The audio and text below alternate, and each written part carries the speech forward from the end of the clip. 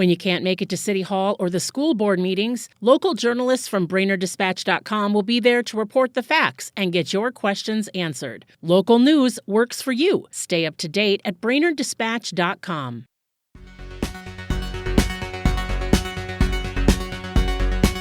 Good afternoon, Brainerd Lakes area. It's Friday, November 21st. I'm Delynn Howard with your Brainerd Dispatch Minute, the weekday podcast of the Brainerd Dispatch, brought to you by Rayboyne & Francis Law Firm and Riverwood Healthcare Center, catching you up on the news of the Brainerd Lakes area. Here are today's top local headlines. But first, let's hear from one of our sponsors. Remember just two things. Rayboyne & Francis, good.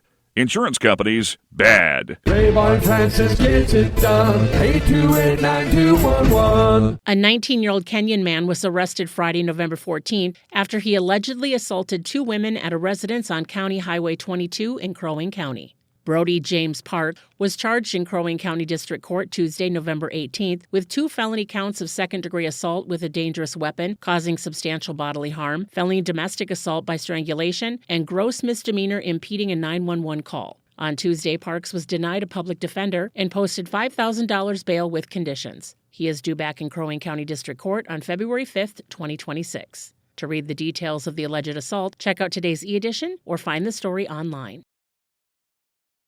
Guidelines are in place for low-potency hemp edible retailers in Brainerd. The Brainerd City Council adopted a new ordinance on Monday, November 17th, establishing rules for the practice, which required licensing with the state on October 1st. Read today's dispatch for all the details and staff writer Teresa Burke's story.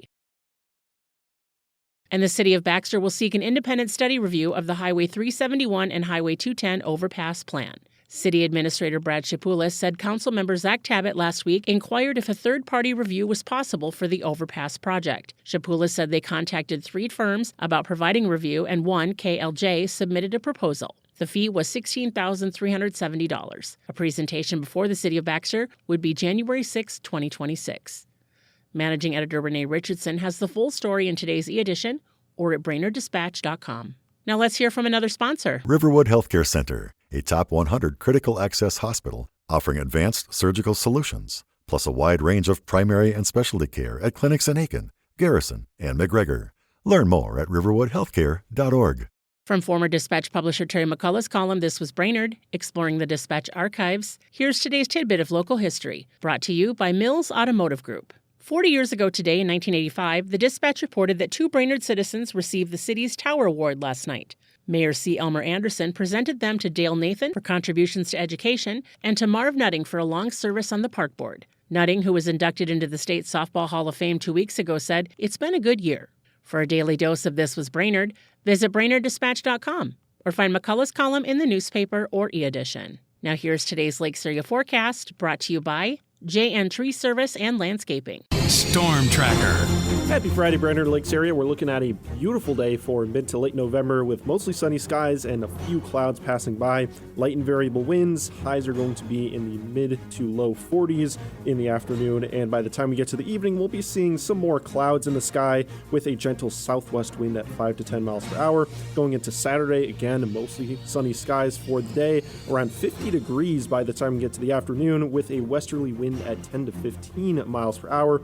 And then partly cloudy skies to end the weekend off on Sunday, keeping those warmer than average temperatures around low 50s for Sunday. And then by the time we get to Monday, we'll have a chance of some afternoon showers.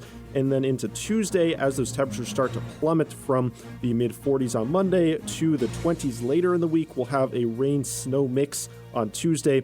As we get closer to Thanksgiving, we're looking to dry out and see those cooler temperatures emerge. This is Storm Tracker meteorologist Stefan Sundin. Thanks to Mills Automotive Group, Rayboyne & Francis Law Firm, Riverwood Healthcare Center, and JN Tree Service and Landscaping for their support. And thank you for listening to the Brainerd Dispatch Minute. For more news throughout the day and for information on becoming a subscriber, visit BrainerdDispatch.com. Have a great weekend, and we'll catch you on Monday.